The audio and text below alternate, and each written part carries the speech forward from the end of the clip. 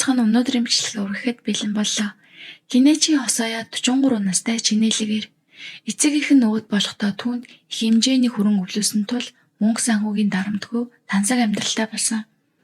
Түүний эхнэр нь 37 настай Шихо Хосоя. Тэд 3 хүүхэдтэй бөгөөд 10 настай хүү, 8 настай охин, 4 настай охин. Хосоягийнхан Асакусад байршил сайтай тансаг орон сүцэнд амьдардаг. Гэр бүл нь арьсан эдлийн бизнес эрхэлдэг. Гэхдээ ийм хөрөнгөтэй айлд цочирдон хэрэг гарсан. 2013 оны 3 дугаар сарын 13-ны өглөө 9 цаг 1 минут Токиогийн цагдаад тусламж хүссэн дуудлага ирв. Дуудлага хийсэн хүн нь Кинечи Хосоя. 4 настай охин Михо маань шалан дээр ухаангүй эвдэж амьсгаа авч чадахгүй байна гэж мэдэгдсэн. Дуудлага хүлээн авмагт цагдаа түргэн тусламж яаралтай хөдлөж хэдхэн минутын дараа Асакусад байх Хосоягийн орон сүцэнд ирлээ. Дээд давхар 4 настай Михо чихвтэйгээ шалан дээр хөдөлгөөнгүй эвдэж байсан. Түүнийг нэг яралтай хамгийн ойрын имлэгээр үргэсэн ч харамсалтай удалгүй нас барав. Энэ үед цагдаа дуудаж байсан Кенич имлэг дээр цагдаа нарт хамт иржээ. Гэтэл тэр охиныхоо гинти өвхөлт гүнгэлсэнгүй. Бүр тоосон шинжгүй байлаа. Яг л охин нь түнд юу ч биш юм шиг. Энэ хандлагын цагдаагийнх нь мэдээж сэжиг төрүүлв. Мэдүүлэг авахд Кеничи ингэж ярьжээ. Тэдний хамгийн том хүү охин хоёр нь найзандаа байсан. Зөвхөн гэрт эхнэр нь болон бага охин нь хамт байсан гин. Тэр өглөө 8 цагийн үед бага охин нь сэрчгээд ядраад байна гэж гомдлсон. Өглөөний хоол бараг идээгүй, удалгүй гидс өвдөд байна гэж хэлсэн. Эхэндээ хүүхдийн аашлал гэж тоохоогүй. Гэтэл гинэд унаад амьсгаан тавчдаж байсан. Ийм хайд сандарсан ч аль эдийн оройтсон охин нь шалан дээр ухаангүй болж эхэлсэн. Тэгэхээр нь байдал хүндэрснийг ойлгож цагдаа руу залгасан гэжээ. Кеничигийн энэ мэдүүлэг цагдаагийн сэжгийг бүрч нэмлээ. Юуны өмнө энэ байр нь эмнэлэгтэй маш ойрхон. Хүүхд биеийн мудсан бол хамгийн түрүүнд эмнэлэг рүү шууд аваачих ёстой бидтэй. Гэтэл тэд гэртээ ийм ирж хайсан гин.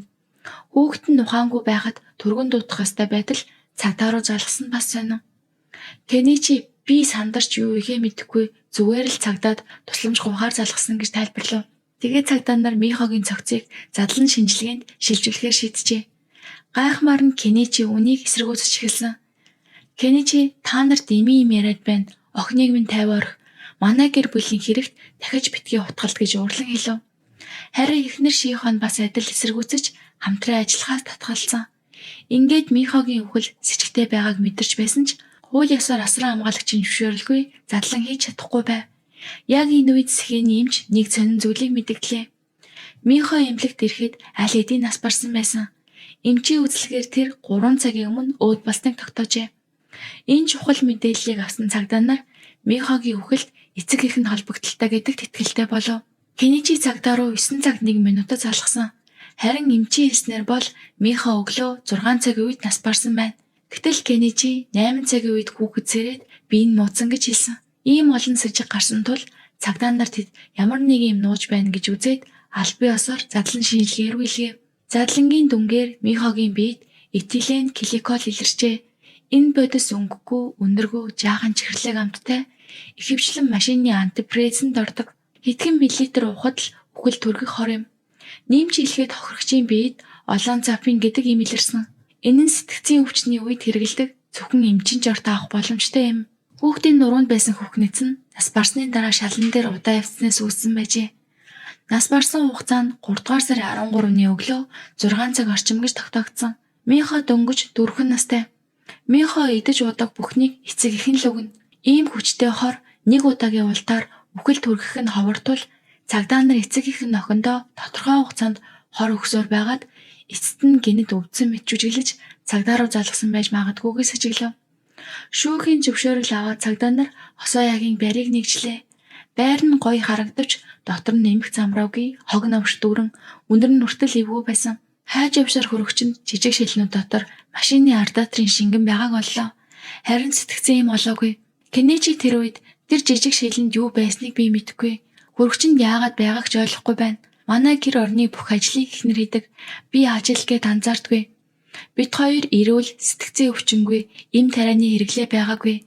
Бид охиндоо тийм юм өгнө гэж байхгүй. Магадгүй жаахан охин шилний тодорхойг ундаа гэж андуураад өөрөө уучихсан байж болно гэв. Эхнэр Шихо цагдаагийн бүх асуултанд дуугүй юу ч хэлэхээс татгалзав. Энэ нь бүржих сэжиг төрүүлнэ. Тэдний хөргөгч хоёр тасалгаатай.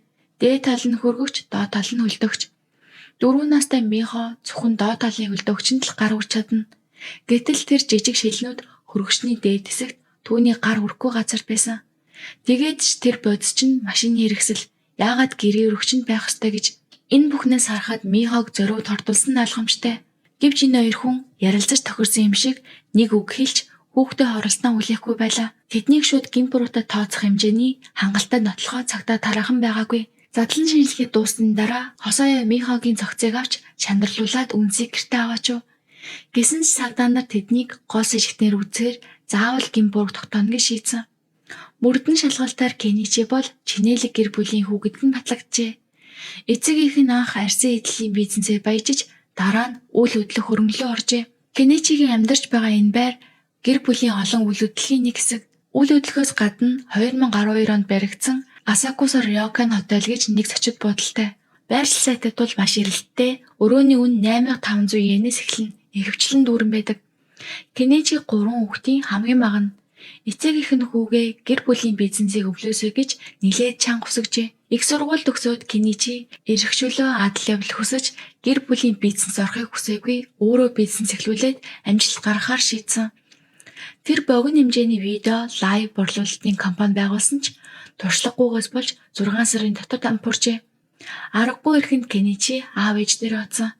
Аав нь компанид зүгээр л ирж харагддаг амар ажил өгсөн байна. Ийм амар амьдралд асан тэр аажмаар залхаж 6 цэнгэл хөөж эхэлжээ. Хүүгээ ийм байгааг хараад аав нь их урлан ширүүн маргаа үсч Кеничи гэрээсээ явж эмэгтэй гутлын дэлгүүрт худалдааны ажилтан болов.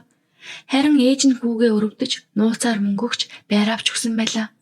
2007 онд 21 настайдаа Кеничи бааранд очиод Шихо гэдэг хостес охинтой танилцав. Шихо ядуу гэр бүлээс гаралтай, эцэг их нь бага байхад нь салсан ээжтэйгээ өсчээ. Тэр багаасаа л ууртай ааштай хүүхэд байсан тул ээж нь сэтгцийн хувьд асуудалтай байж магадгүй гэж боддог байсан. Ахлах ангид байхдаа нэг эрэгтэй K-pop дуучин солиорч бүх цамгийг нь авахын тулд ээжигээ сүрдүүлэн үсээ өртөл тайрш айлгадаг байжээ. Тэр сургууль төгсөд ганцаараа Токио руу нүүсэн ч мэргэжил ажилгүй байсан тул хурдан мөнгөгүй болж гудамжинд хүртэл амьдарч байв.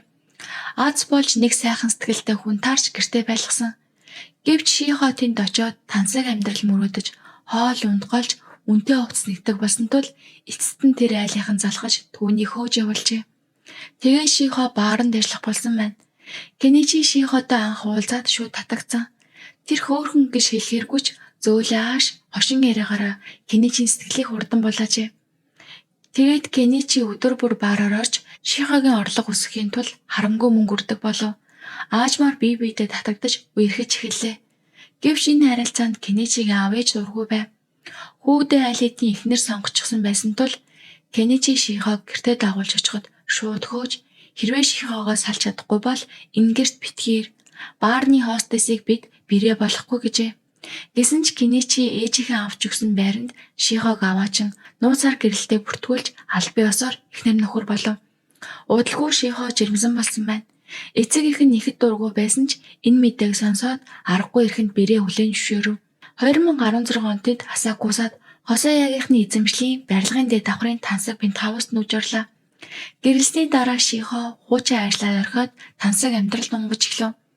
Кеничи Шихо хоёр гэрийн ажил хийх дургүй залхуу байдлаас болж жин нь нэлээд нэмэгдэв. Кеничигийн жин бүр 100 өрч байжээ. Кеничигийн эгч нь аль хэдийн гэрлэж тустай гарсан байсан. Харин эцэг их нь өндөр настай биеийн тааруу байв. Тэгэхээр энэ хоёрын зардал тансаглалыг ивчлэн Кеничигийн эгч нь бүрэн таадаг. Кеничигийн эгч ухаалаг эцэг ихтэй компани ажлыг нь зохицуулахад туслана. Асакуса Ryokan зочид буудлын санхүүгийн менежерээр ажиллана. Гэр бүлийн бүх бизнесийн мөнгө урсгалыг гартаа барьдаг, элит орон сууцны доод давхарт эцэг ихтэйгээ хамт амьдардаг байжээ. Харин Кеничи гэр бүлийн бизнесийг огт сонирхдаггүй. Зөвхөн амралт 6 цэнгэл бодож өдрийн хоолол гэхэд хэдэн 10,000 йен өрчигдөг. Аав ээжийнхэн нүдэнд Кеничигийн эгч нь хамаагүй ажилсаг, чадвартай, хүүгээс нь хамаагүй дээр үнэлэгддэг байв. Харамсалтай нь 2018 оны 4-р сард Кеничигийн эгч ослоор нас баржээ. 41 настайдаа. Нас барахаасаа өмнө гэртээ бөөлжиж, гүйлгэх, амьсгал тавьчихдаг шинж тэмдэглэгч эмнэлэгт аваадсан дараахан үд болсон. Тэгэхэд эмч цусны алдар гэж дүгнсэн байна. Кеничигийн эгч нас барснаас хойш 2 сарын дараа Кеничигийн авч бас өвд болов. Түүнээс өмнө 1 сард ээж нь бас нас барсан байжээ.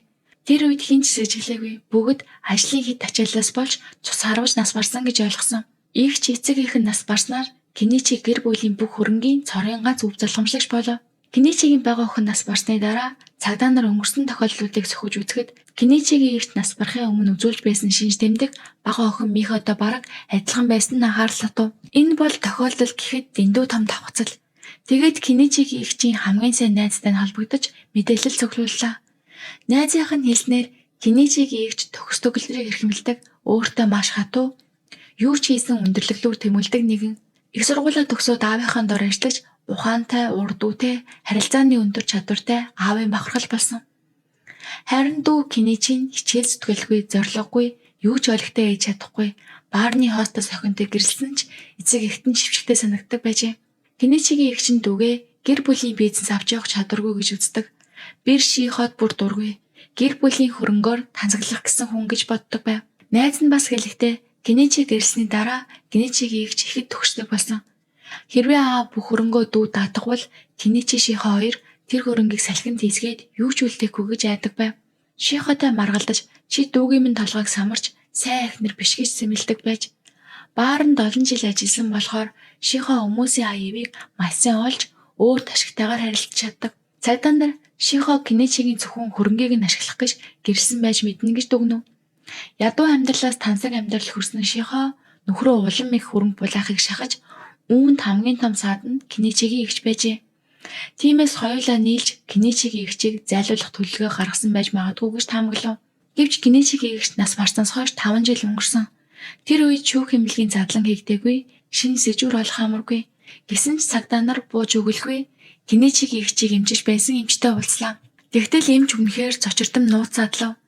Кеничигийн эгч эмнэлэгт ирсний дараа Кеничигийн аав эмчтэй нууцаар уулзаад Кеничигийн эгчийг аврахын төлөө боломжтой бүхнийг хий.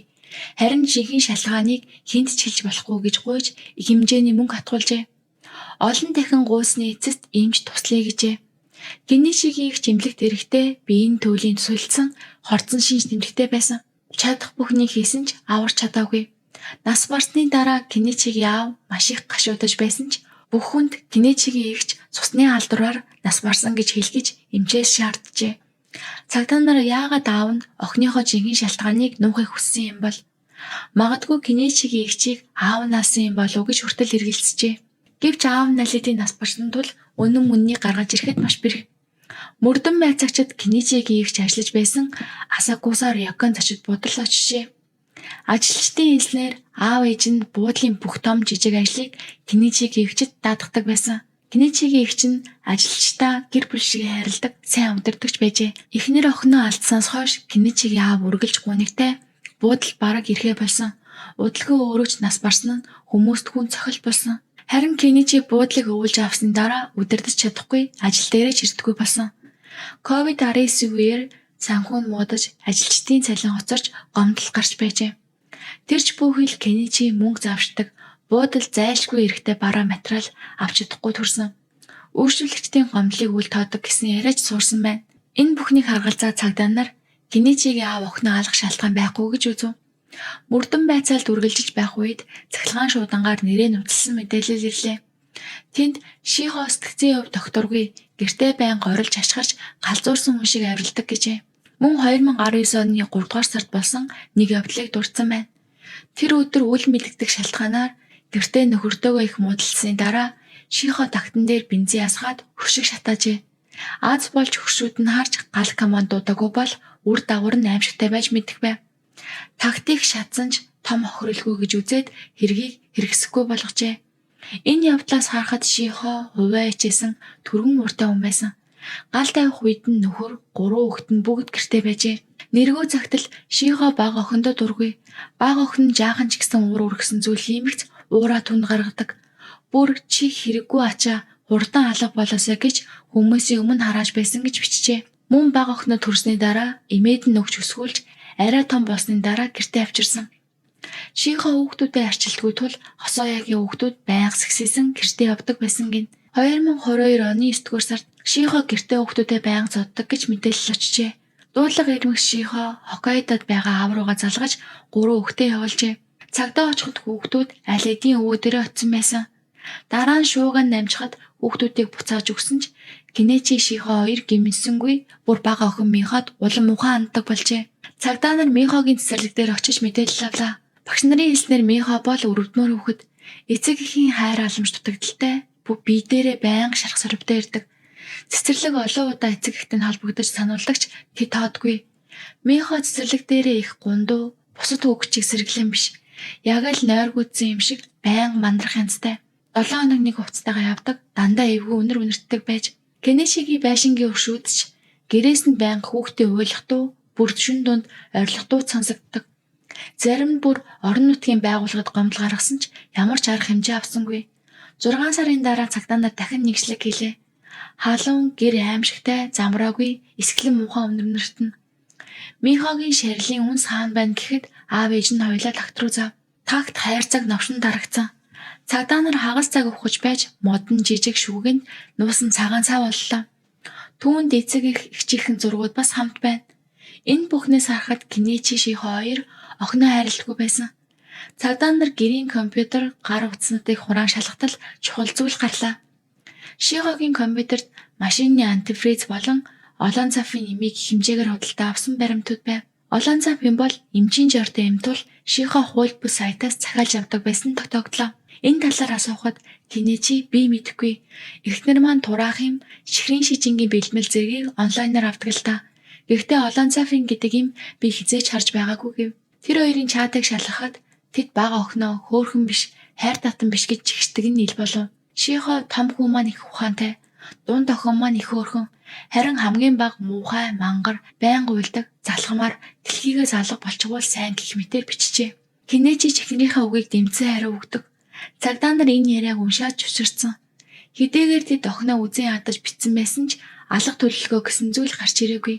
Тиймээс цагдаа нар илүү баттай нотлохоо яхаас өөр аргагүй болов. Магадгүй цагдаагийн анхаарал тэдэн дээр төвлөрснийг мэдээд Кенечи алдартай өмгөөлөгч аав хэвлэлийн баг хурал хийжээ. Өмгөөлөгч нь Кенечи бол инэрэнгүй зөөлөн хүн, хүүхдүүдэд их хайрладаг, ийм эрсцгий үйлдэл хийх боломжгүй гэж мэдгдлээ. Цагдаа нар Кенечи бүх бурууг Шихо тогох гэж байна гэж сэжгэлсэн ч эцэст нь хоёул цагдаагийн гол сэжигтэн хэвээр үлдсэн. Хэрэг гарснаас хойш 11 сарын дараа буюу 2024 оны 20 дугаар сарын 14-нд Кенечи Шихо хоёрыг албан ёсоор баривчлалаа. Цагдаагийн хэлтс рүү авчиртал Шихо урдынхаа адил дуугүй сууснаа гинэд жүжиглэж эхлэв. Толгой өвдөд байна, нуруу өвдөд байна, алхаж чадахгүй гэж хүрээгээд машинаас буусангүй. Цагдаа нар 30 минут ятгаж байж арайхийн болгож хэд хэдэн цагдаа түүнийг бүтээлгээр ороож тэрэгэнцэр дээр өргөж байж түтгэж оруулжээ. Баривчлалын дараа Кенечигийн дотны найз гэх хүн цагдаа нарт холбоо барив. Тэр гаднаас нь бол сайхан гэр бүл шиг харагдагч үнэндээ Шихо нөхрөө захирч байнга дарамтлагдаг. Кенечи бас дотроо зовж явдаг хүн байсан гэж хэлсэн. Гэрэлснээс хойш Шихо байнга шүнжин гадуур гэрээ ажил хийхгүй, хүүхдүүдийг цэцэрлэг сургууль зөөхгүй, бүхнийг Кенечи даатгана. Ямар нэг юм таалагдахгүй бол шууд уурлаж Кенечи тушаал өгч дуулууртаа дагаж биелүүлэхийг шаарддаг. Онгоцоор айлах дуртай үргэлж Кенечиг хамт дагуулж явна. Дотор өвцөг нь хүртэл өөрийнх нь заасан өнгөөр зүнхэнд хийж янзл гэдэг. Нэг удаа өнгийг нь андуурхад галзууртал уурлаж хил хамаар доромжлоо зогсохгүй хүч хэрэглэн шийтгэж байсан гэжээ. Шихо гадна төрхөндөө маш их анхаардаг. Шихо Кенечиг буруутгаж би хүүхэд төрүүлээд ийм болсон гэж дайрдаг. Кенечи аль хэдийн залхаж бүр салах талаарч бодож байсан. Шихо надаас салах юм бол би чамайг алах болно гэж сүрдүүлж Кенечиг буулт хэлэгдэг байсан гэж тэр ярив. Одоогор хэрэг шүүхэд хараахан ороогүй. Хоёр сэжигтэн цагдаагийн ороход шалгацаар байна. Тэд асуултанд хариулахгүй буруугаа үгүйсгэсээр Кенечи Шихо хоёрыг ямар сэтгэл хүлээх бол тун удахгүй үнэн ил болно. За ингээд өнөөдрийн бичлэг маань энэ нүрээ дуусаж байна. Та бүхэнд бичлэг маань таалагдсан бол лайк саваа заавал дараад өгөөрэй.